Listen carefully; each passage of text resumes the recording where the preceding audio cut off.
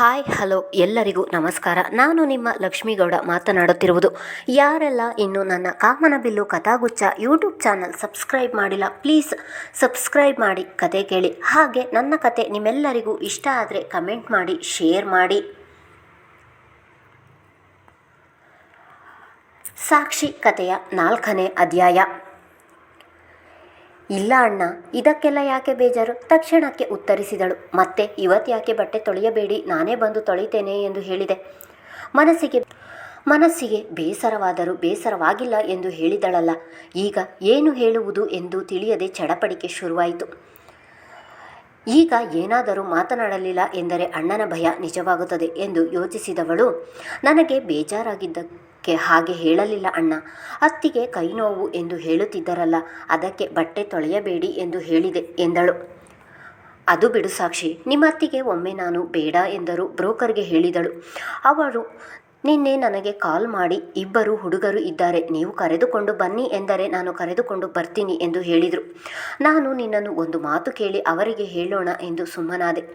ಮನೆಯಲ್ಲಿ ಈ ವಿಷಯ ಮಾತನಾಡಿದರೆ ನೀನು ಬೇಡ ಎಂದರೆ ಹೇಮಾ ಅದಕ್ಕೂ ಏನಾದರೂ ಮಾತನಾಡುತ್ತಾಳೆ. ಅದಕ್ಕೆ ಈಗ ವಿಷಯ ಹೇಳುತ್ತಿದ್ದೇನೆ ಎಂದನು ಸಾಕೇತ್.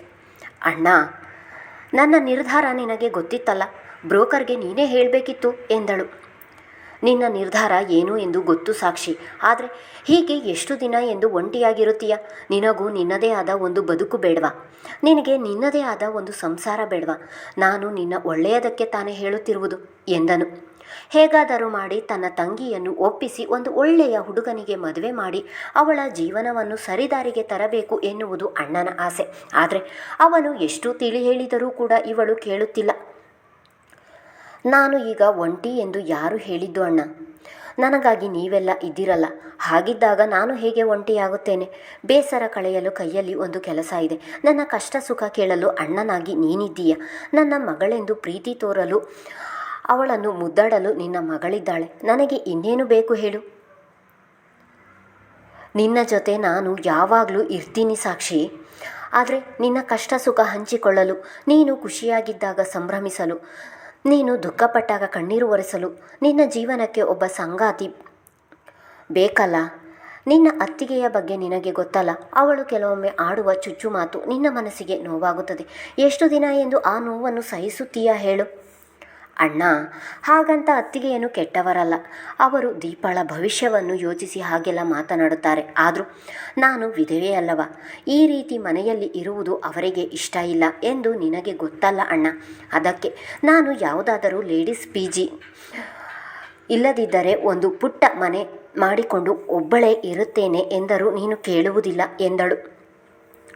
ಅವಳು ಮಾತು ಮುಗಿಸುವಷ್ಟರಲ್ಲಿ ಬಸ್ ಸ್ಟ್ಯಾಂಡ್ ಬಂದಿತ್ತು. ಬೈಕ್ ನಿಲ್ಲಿಸಿದವನು ಸಾಕ್ಷಿ ಇಳಿಯುತ್ತಿದ್ದ ಹಾಗೆ, ನೀನು ಹುಟ್ಟಿದಾಗ ನನಗಾಗಲೇ ಚೆನ್ನಾಗಿ ಬುದ್ಧಿ ಬಂದಿತ್ತು ಸಾಕ್ಷಿ. ನಿನ್ನನ್ನು ಇದೇ ಕೈಗಳಿಂದ ಎತ್ತಿ ಆಡಿಸಿ ಬೆಳೆಸಿದ್ದೇನೆ. ಅಮ್ಮ ಹೋದಾಗಿನಿಂದಲೂ ಅಪ್ಪ ಅಮ್ಮ ಎರಡೂ ಆಗಿ ನಿನ್ನನ್ನು ಸಾಕಿದ್ದೇನೆ. ಅಂಥದ್ರಲ್ಲಿ ಈಗ ನಿನ್ನ ಒಬ್ಬಂಟಿಯಾಗಿ ಎಲ್ಲೋ ಕಳುಹಿಸಿ ನಾನು ಹೇಗೆ ನೆಮ್ಮದಿಯಾಗಿರಲಿ ಹೇಳು? ನಿನ್ನನ್ನು ಹಾಗೆ ಬೇರೆ ಕಡೆ ಕಳಿಸುವುದು ಒಂದೇ, ನಾನು ಜೀವಂತ ಶವವಾಗಿ ಬದುಕುವುದು ಒಂದೇ ಎನ್ನುತ್ತಿದ್ದ ಹಾಗೆ ಸಾಕ್ಷಿಯ ಕಣ್ಣುಗಳು ತುಂಬಿದವು. ಗಂಟಲು ಉಬ್ಬಿ ಬಂದಿತ್ತು. ಅಣ್ಣ, ಹಾಗೆಲ್ಲ ಮಾತಾಡಬೇಡ ಎಂದಳು ಪ್ರಯಾಸದಲ್ಲಿ. ನಾನು ಹಾಗೆಲ್ಲ ಮಾತನಾಡಬಾರದು ಎಂದರೆ ನೀನು ಇನ್ನೊಮ್ಮೆ ಮನೆ ಬಿಟ್ಟು ಬೇರೆ ಕಡೆ ಹೋಗುವ ಯೋಚನೆ ಮಾಡಬಾರದು ಎಂದನು. ಪಳ್ಳನೆ ಕೆನ್ನೆಯ ಮೇಲೆ ಉದುರಿದ ಕಣ್ಣೀರು ತೊಡೆದುಕೊಂಡು, ಸರಿ ಅಣ್ಣ, ಇನ್ನೊಮ್ಮೆ ಹಾಗೆಲ್ಲ ಮಾತನಾಡುವುದಿಲ್ಲ. ಅತ್ತಿಗೆ ಏನೇ ಅಂದರೂ ನನಗೇನು ಬೇಜಾರಾಗುವುದಿಲ್ಲ. ಆದರೆ ನೀನು ಇನ್ನೊಮ್ಮೆ ಮದುವೆ ಮಾತೆತ್ತಬೇಡ, ಕೊನೆಯ ಮಾತೆಂದು ಹೇಳಿದಳು. ಅಷ್ಟರಲ್ಲಿ ಬಸ್ ಬರುವುದು ಅರಿವಾದಾಗ, ನಾನು ಬರ್ತೀನಿ, ನೀನು ಹೊರಡು ಎಂದು ತನ್ನ ಅಣ್ಣನನ್ನು ಕಳುಹಿಸಿ ತಾನು ಬಸ್ ಹತ್ತಿದಳು. ಸಾಕ್ಷಿಗೆ ಮೊದಲನೇ ಮದುವೆಯಲ್ಲಿ ಆದ ನಿರಾಸೆಯನ್ನು ಅರಗಿಸಿಕೊಳ್ಳಲು ಇನ್ನೂ ಆಗಿಲ್ಲ. ಮತ್ತೊಮ್ಮೆ ಮದುವೆ ಎಂದರೆ ಅವಳಿಗೆ ಅರಿವಿಲ್ಲದೆ ಭಯ ಆವರಿಸುತ್ತದೆ. ಅವಳ ಜೀವನದಲ್ಲಿ ಆಗಿರುವ ನೋವಿನ ಘಟನೆಗಳಿಂದ ಈಗಾಗಲೇ ಅವಳ ಮನಸ್ಸಲ್ಲಿ ಇರುವ ಆಸೆ ಕನಸುಗಳು ಸತ್ತು ಹೋಗಿವೆ. ತನಗೆ ಜೀವನದ ಸಂಗಾತಿ ಬೇಕು, ತಾನೂ ಕೂಡ ಎಲ್ಲರಂತೆ ಗಂಡ ಮನೆ ಮಕ್ಕಳು ಸಂಸಾರ ಎಂದು ಬದುಕಬೇಕು ಎನ್ನುವ ಭಾವನೆಗಳು ಅವಳ ಗಂಡ ಇದ್ದಾಗಲೇ ಸತ್ತು ಹೋಗಿದ್ದವು. ಸತ್ತು ಹೋಗಿರುವ ಭಾವನೆಗಳನ್ನು ಮತ್ತೆ ಜೀವಂತ ಮಾಡುವುದು ಅಷ್ಟು ಸುಲಭವಲ್ಲ. ಒಂದು ಬಸ್ ಹತ್ತಿ ಇಳಿದು ಇನ್ನೊಂದು ಬಸ್ ಹತ್ತಿ ಹೋದರೆ ಅವಳ ಕಂಪನಿ ಸಿಗುವುದು. ಹಾಗಾಗಿ ಸ್ವಲ್ಪ ಬೇಗನೆ ಮನೆ ಬಿಡಬೇಕು ಅವಳು. 10 ಗಂಟೆಗೆ ಶುರುವಾದ ಅವಳ ಕೆಲಸ ಸಂಜೆ 5 ಗಂಟೆಗೆ ಮುಗಿಯುತ್ತದೆ. ಅದೊಂದು ಸೇಲ್ಸ್ ಎಕ್ಸಿಕ್ಯೂಟಿವ್ ಕಂಪನಿ. ಅಲ್ಲಿ ಕೆಲವು ಪ್ರಾಡಕ್ಟ್ಗಳನ್ನು ತಂದು ಸಣ್ಣ ಸಣ್ಣ ಅಂಗಡಿಗಳಿಗೆ ತಲುಪಿಸುವಂತಹ ಕೆಲಸ ಆ ಕಂಪನಿಯದ್ದು. ಒಂದು ರೀತಿ ಮಧ್ಯವರ್ತಿ ಎಂದು ಹೇಳಬಹುದು. ಅದು ಸ್ವಲ್ಪ ದೊಡ್ಡ ಕಂಪನಿಯೇ ಆಗಿತ್ತು. ಅಲ್ಲಿ 100 ಜನ ಕೆಲಸ ಮಾಡುತ್ತಿದ್ದಾರೆ. ಅದರಲ್ಲಿ ಸಾಕ್ಷಿ ಕೂಡ ಒಬ್ಬಳು. 1 ವರ್ಷದಿಂದ ಇದೇ ಕಂಪನಿಯಲ್ಲಿ ಕೆಲಸ ಮಾಡುತ್ತಿದ್ದಾಳೆ. ಫಿಸಿಕಲಿ ಕಷ್ಟವಾಗುವಂತಹ ಕೆಲಸ ಅಲ್ಲದಿದ್ದರೂ ಬೆಳಗ್ಗೆಯಿಂದ ಸಂಜೆಯ ತನಕ ನಿಂತೇ ಇರಬೇಕು. ಆದರೂ ಬೇಸರ ಮಾಡಿಕೊಳ್ಳದೆ ಕೆಲಸ ಮಾಡುತ್ತಿದ್ದಾಳೆ. ಅಲ್ಲಿ ಇಂದು ಎಷ್ಟು ಪ್ರಾಡಕ್ಟ್ಗಳು ಬಂದಿವೆ ಎನ್ನುವುದನ್ನು ಲೆಕ್ಕ ಮಾಡಿ ಎಲ್ಲವನ್ನು ಫೈಲ್ ಮಾಡಿ ಇನ್ನೊಬ್ಬರಿಗೆ ಕಂಪ್ಯೂಟರ್ನಲ್ಲಿ ಆ್ಯಡ್ ಮಾಡಲು ಕೊಡಬೇಕು. ಒಂದು ಲೆಕ್ಕ ತಪ್ಪಾದರೂ ಇವಳ ತಲೆಯ ಮೇಲೆ ಬರುತ್ತದೆ. ಸಾಕ್ಷಿ ಬಹಳ ಬುದ್ಧಿವಂತೆ. ಇದುವರೆಗೂ ತನ್ನ ಕೆಲಸದಲ್ಲಿ ಸ್ವಲ್ಪವೂ ಚ್ಯುತಿ ಬರದ ಹಾಗೆ ನೋಡಿಕೊಂಡಿದ್ದಾಳೆ. ಯಾರ ಬಳಿಯೂ ಹೆಚ್ಚು ಮಾತನಾಡುವುದಿಲ್ಲ. ಕೆಲಸದ ಬಗ್ಗೆ ಅಷ್ಟೇ, ಅದರಲ್ಲೂ ಎಷ್ಟು ಬೇಕೋ ಅಷ್ಟು. ಅವಳು ಒಳಬರುತ್ತಿದ್ದ ಹಾಗೆ ಅವಳಿಗೆ ಎದುರಾದವನು ಶರ್ವ. ಹೆಣ್ಣು ಮಕ್ಕಳನ್ನು ನೋಡಿಯೇ ಇಲ್ಲ ಎನ್ನುವಂತೆ ತಿನ್ನುವ ಹಾಗೆ ನೋಡುತ್ತಾನೆ. ಅದರಲ್ಲೂ ಸಾಕ್ಷಿ ಎಂದರೆ ಅವಳ ಮೇಲಿನ ಕಣ್ಣನ್ನು ಕೀಳದೆ ನೋಡುತ್ತಾನೆ. ಗುಡ್ ಮಾರ್ನಿಂಗ್ ಸಾಕ್ಷಿ ಮೇಡಮ್, ತಿಂಡಿ ಆಯಿತಾ?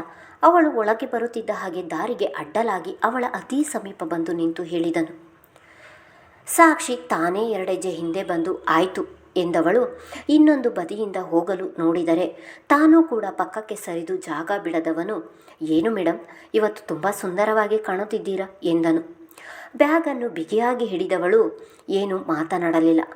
ಅವಳು ಮೌನವಾಗಿರುವುದನ್ನು ನೋಡಿ, ಏನು ಮೇಡಮ್, ನೀವು ಬ್ಯೂಟಿಫುಲ್ ಎಂದು ಕಾಂಪ್ಲಿಮೆಂಟ್ ಕೊಡುತ್ತಿದ್ದೇನೆ, ಒಂದು ಥ್ಯಾಂಕ್ಸ್ ಹೇಳುವುದು ಬೇಡವಾ? ಅವಳ ಬಾಯಿಯಿಂದ ಥ್ಯಾಂಕ್ಸ್ ನಿರೀಕ್ಷೆ ಮಾಡುವವನಂತೆ ತಾನೇ ಕೇಳಿದನು. ನಾನೇನು ನಿಮಗೆ ಕಾಂಪ್ಲಿಮೆಂಟ್ ಕೊಡಿ ಎಂದು ಹೇಳಿಲ್ಲವಲ್ಲ, ನಾನು ಹೋಗಬೇಕು, ಜಾಗ ಬಿಡಿ ಎಂದಳು ತುಸು ಏರು ಧ್ವನಿಯಲ್ಲಿ. ಹೋಗಿ, ಯಾರು ಬೇಡ ಎಂದಿದ್ದು? ಏನೋ ಒಟ್ಟಿಗೆ ಕೆಲಸ ಮಾಡ್ತೀವಿ, ಸ್ವಲ್ಪ ಸಲಿಗೆಯಿಂದ ಮಾತಾಡ್ತೀನಿ ಅಷ್ಟೇ. ಅಷ್ಟಕ್ಕೆ ನೀವು ಹೀಗೆ ಮುಖ ಬಿಗಿದುಕೊಂಡರೆ ಹೇಗೆ ಹೇಳಿ? ನೀವು ಹೀಗೆ ಮುಖ ಮಾಡಿಕೊಂಡರೆ ಸ್ವಲ್ಪವೂ ಚೆನ್ನಾಗಿ ಕಾಣಿಸುವುದಿಲ್ಲ. ಮುಗುಳು ನಕ್ಕು ಒಂದು ಥ್ಯಾಂಕ್ಸ್ ಹೇಳಿ ಸಾಕು ಎಂದನು. ಶರ್ವ ಸಾಕ್ಷಿ ಬಂದಾಗಿನಿಂದಲೂ ಅವಳ ಜೊತೆ ನಿಂತು ಮಾತನಾಡುತ್ತಿರುವ ಭಂಗಿಯನ್ನು ನೋಡಿದವನು ನಿಂತ ಜಾಗದಿಂದಲೇ,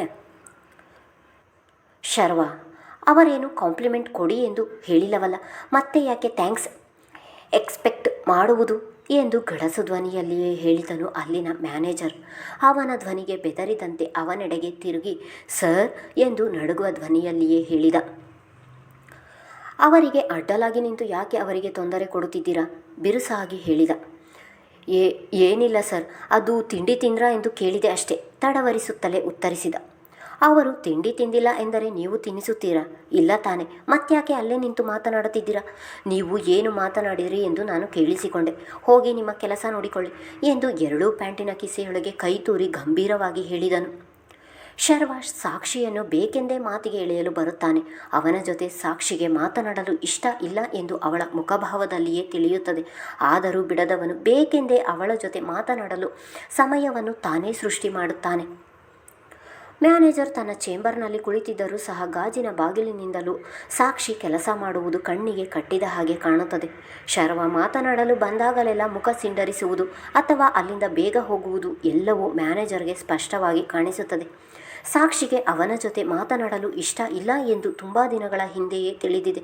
ಅವಳಿಗೆ ಯಾರೇ ತೊಂದರೆ ಕೊಟ್ಟರೂ ಸಹಿಸುವುದಿಲ್ಲ ಇವನು. ಸಾಕ್ಷಿ ಮುಂದೆ ಹೋಗಬೇಕು ಎಂದರೆ ಮ್ಯಾನೇಜರ್ ನಿಂತಿರುವ ಬಳಿಯಿಂದಲೇ ಹೋಗಬೇಕು. ತಲೆ ತಗ್ಗಿಸಿ ಅವನ ನೇರಕ್ಕೆ ಹೋದವಳು ಥ್ಯಾಂಕ್ಸ್ ಎಂದು ಹೇಳಿ ಮುಂದೆ ಹೋಗಿದ್ದಳು. ಶರ್ವ ಥ್ಯಾಂಕ್ಸ್ ಹೇಳು ಎಂದು ಹೇಳಿದರೂ ಕೂಡ ಹೇಳದವಳು ಮ್ಯಾನೇಜರ್ಗೆ ಶರ್ವನ ಮಾತಿನಿಂದ ತನಗೆ ಬೇಗ ಮುಕ್ತಿ ಕೊಡಿಸಿದ್ದಕ್ಕೆ ಥ್ಯಾಂಕ್ಸ್ ಹೇಳಿ ಹೋದಳು. ನುಡಿದರೆ ಸ್ಫಟಿಕದ ಹಾರದಂತಿರಬೇಕು ಎನ್ನುವಂತೆ ಅವಳ ಧ್ವನಿ ಕೇಳಿ ಇವನ ಹೃದಯ ಸಂತೋಷದ ಅಮಲಿನಲ್ಲಿ ತೇಲತೊಡಗಿತು. ಅವಳ ಅದೊಂದು ಮಾತಿಗೆ ಮುಗುಳು ನಕ್ಕು ಅಲ್ಲಿಂದ ಸರಿದು ಹೋದನು. ತನ್ನ ಚೇಂಬರ್ಗೆ ಬಂದು ಕುಳಿತವನು ಗಾಜಿನ ಬಾಗಿಲಿನ ಮೂಲಕವೇ ಕಾಣುತ್ತಿದ್ದ ಅವಳ ಬಿಂಬವನ್ನು ನೋಡಿದವನು, ನೀವು ನನ್ನ ಕಣ್ಣಿಗೆ ಮಾತ್ರ ಇಷ್ಟು ಸುಂದರವಾಗಿ ಕಾಣುತ್ತೀರಾ ಎಂದು ತಿಳಿದಿದ್ದೆ, ಆದರೆ ಎಲ್ಲರ ಕಣ್ಣಿಗೂ ಸುಂದರವಾಗಿಯೇ ಕಾಣುತ್ತೀರಾ. ಆದರೂ ಆ ಶರ್ವ ನಿಮ್ಮನ್ನು ನೋಡಿದಾಗಲೆಲ್ಲ ತುಂಬ ಓವರ್ ಆಗಿ ಆಡ್ತಾನೆ. ಅವನ ಜೊತೆ ನಿಮಗೆ ಮಾತನಾಡಲು ಇಷ್ಟ ಇಲ್ಲ ಎಂದು ನಿಮ್ಮ ಮುಖ ನೋಡಿಯೇ ತಿಳಿಯುತ್ತದೆ ನನಗೆ. ಧೈರ್ಯ ಮಾಡಿ ಒಮ್ಮೆ ಬಂದು ನನ್ನ ಬಳಿ ಕಂಪ್ಲೇಂಟ್ ಮಾಡಿ ಅವನಿಗೆ ಸರಿಯಾದ ಶಾಸ್ತಿ ಮಾಡ್ತೀನಿ. ಅವನನ್ನು ನಾನು ಅಲ್ಲಿಂದ ಕಳಿಸಿದ್ದಕ್ಕೆ ಥ್ಯಾಂಕ್ಸ್ ಹೇಳ್ತೀರಾ ಅಂದರೆ ಅವನಿಂದ ನಿಮಗೆ ಎಷ್ಟು ಕಿರಿಕಿರಿಯಾಗುತ್ತದೆ ಎಂದು ನನಗೆ ತಿಳಿಯುತ್ತದೆ. ಆದರೆ ನೀವು ಕಂಪ್ಲೇಂಟ್ ಮಾಡದೆ ನಾನು ಏನೂ ಮಾಡುವ ಹಾಗಿಲ್ಲ. ಅವನನ್ನು ಕೆಲಸದಿಂದ ತೆಗೆಯುವುದು ನನಗೆ ನಿಮಿಷಗಳ ಕೆಲಸ. ಆದರೆ ಅದಕ್ಕೆ ಸರಿಯಾದ ರೀಸನ್ ಬೇಕು ಎಂದು ಅವಳನ್ನೇ ನೋಡಿಕೊಂಡು ಹೇಳಿಕೊಂಡಿದ್ದನು. ಪೆನ್ ಹಿಡಿದು ಟೇಬಲ್ ಬಳಿ ನಿಂತು ಏನನ್ನೋ ಬರೆಯುತ್ತಿದ್ದವಳು ಅವಳ ಮುಂಗುರುಳನ್ನು ಹಿಂದಕ್ಕೆ ಸರಿಸಿದ್ದು ನೋಡಿ ಇವನು ಕಳೆದೇ ಹೋದನು. ಮುಂದುವರಿಯುವುದು. ಈ ಮ್ಯಾನೇಜರ್ ಯಾರು ಎಂದು ಗೆಸ್ ಮಾಡಿ. ಧನ್ಯವಾದಗಳು.